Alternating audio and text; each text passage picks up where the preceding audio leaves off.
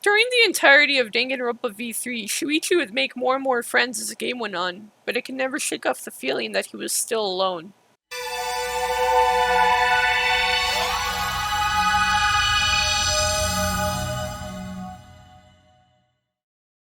I like Danganronpa.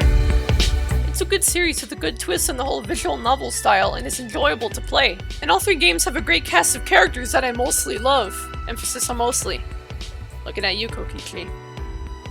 Bitch. And even if its deaths never really impacted me, like ever.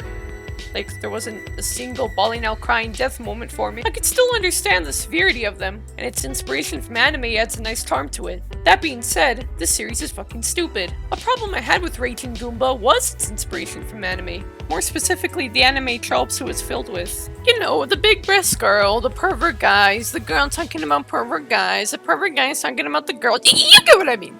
Taking inspiration from anime wasn't what annoyed me about the series. I mean, it's what the entire look of the game is based from, and you know I appreciate those references too. It's just all the dumb shit it took from it.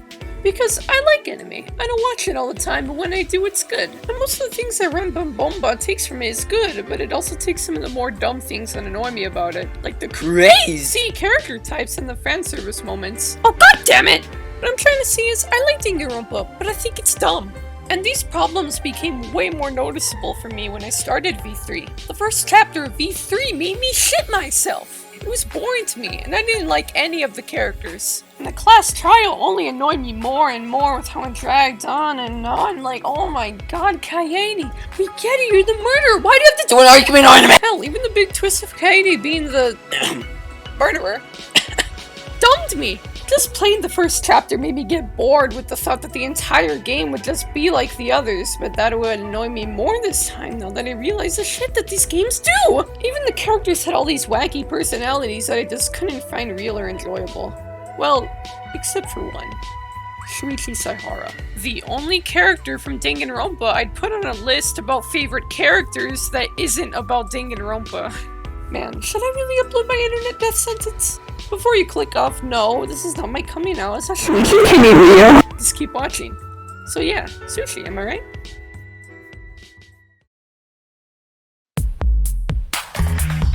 All the characters in Danganronpa are so wacky and cracky, but then you look at Shu. He wears mostly socially acceptable clothing and acts normally, for the most part. He's a different kind of protagonist. Not the hopeful, everything will be okay personality like Makoto or the determined Super Saiyan type of guy Hajime was. He has a yahoge, the stupidly big hairstyle, and the makeup. Oh. I mean, yeah. He has all the things that the other protags have, but he's not like them. Shuichi is fragile. From the first chapter you can tell he's a broken man, and the death of his only friend he had at the beginning only makes him more fragile. But it also makes him grow as a character. I mean, he takes off his hat revealing his secret protag powers. But seriously, Shuichi was quiet, alone, and only really talked to Kaede. And when she died, he actually decided to come out of his shell, or in this case, hat. Which leads him to gaining new friends like Kaido and Maki, who are my second favorite couple of characters in Danganronpa as well. Yeah, that's right, fuck you, Kokichi. Kaido is my second favorite character in this game. He's an absolute bro, cheering up Shu all the time and finding the best in the worst situations. Man even has a girlfriend. I mean, not anymore, but you know. In fact, let's talk about Maki. She's pretty cool. Yeah, that's it. There's nothing crazy about her apart from being a tsundere.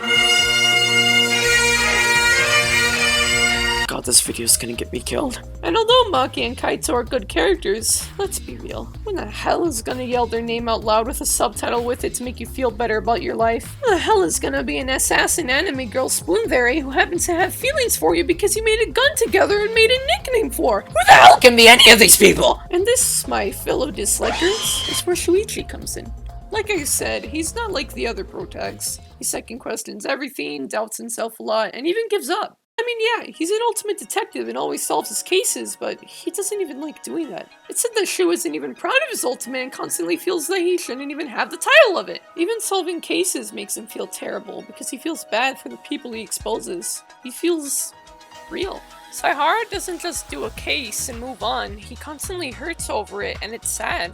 There's no one else in V3 or Danganronpa in general that really feels as real as Shuichi does. That's why I always thought Shuichi to be a very standout character in the game. Everyone else has, once again, wacky personalities. But Shu is, well, Shu. That's why I always felt Shuichi to still be lonely in the game even after Kaede's death. I mean, yeah, he has friends and people he can count on in the game like Kaido and Maki, but he doesn't have anyone else who's like him. Everyone else in the game are proud of their ultimates, yet he rejects his. Sure, you can argue Ioma is the same since he doesn't even use his ultimate, but come on. Just read his backstory on the wiki and come back to argue that he's like Sushi. Man, get that shit out of here! Shuichi is out of place with all the crazy and fun characters in this game because of how different and normal he is compared to them. He's like an outcast. He's all alone.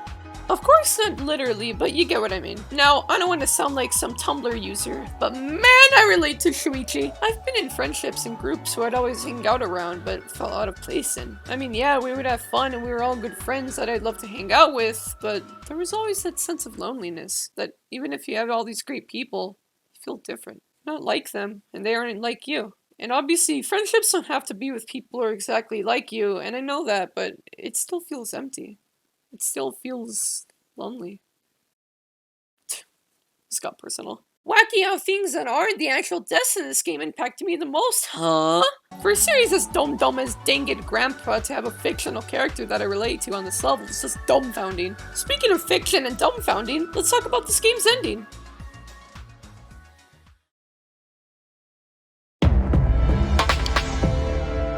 This is perfect. I haven't seen a game ending this simple yet so complicated since Stone Ocean's ending.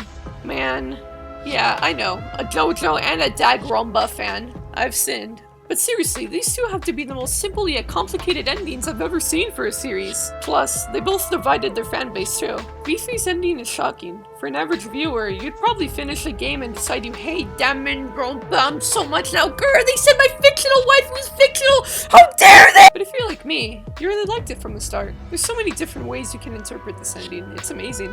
And even then, it all still fits together in the game's themes of truth and lies because the ending is different for each person depending on their view of what a lie is. Man, I love this ending. But you know what I don't love? Junko Enoshima. This stupid bimbo-looking ass sucks! And when I saw her in The Last Child, you know I got mad, man. They brought her back again! But thankfully, my anger was quickly put out when she became Hajime. And then my hero. And then Hero.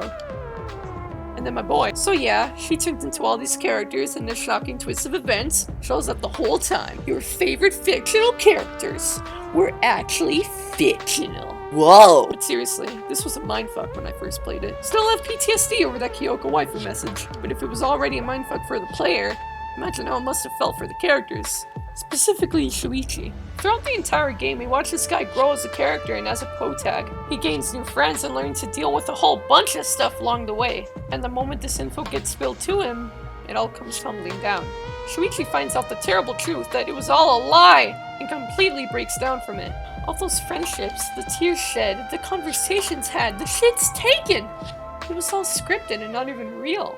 And Shu does fight back this idea, like a damn it protag would do, but this time, he completely gives up. He doesn't even go Super Saiyan or fill everyone with hope. For all we know, he probably curled up into a ball and started crying. He goes back to that same old weak detective he was in the beginning. Even the game says this doesn't make it that more meta. Shit, even Claire de Lune starts playing. Soon enough, Kibo realizes Shuichi lost his protag powers and takes matters into his own hands. But then Shu does one of my favorite parts in this whole series, and he becomes the antagonist. Or the protagonist, depending on how you look at it. And you fight him Truth Blade style. I love this scene. Because the game makes it out to look like Shuichi is the wrong one here, just because he's projecting the idea of hope the series has been clinging onto since the first game. Shuichi gave up, and in that sense won because he gave up. He rejected the morals that the story has been going on with for so long, and creates a new moral in the process. The truth. I love Shuichi. Not because of his blue hair or his ultimate, but because of what he stands for, and what his character is supposed to represent. He's like an anti-protagonist, rejecting what is right and still finding a way for that to be the right way to go by. He's normal and doesn't like the idea of what is supposed to make him stand out, and stands out because of it. I was never super into Bang Your Grandpa, and getting into V3, I already knew the expectations I had to annoyingly go with that I learned from the past centuries. But this game not only defied those expectations, but it completely reversed them. Everything about this entry is not Danganronpa while still being its old self. It's got all the features, but manages to be different in unexplainable ways. Like looking in a mirror and seeing yourself in your surroundings. It's not you. Not the same. Far from it. But it is. It's you. Do you know what you are? You're like a mirrored expectation.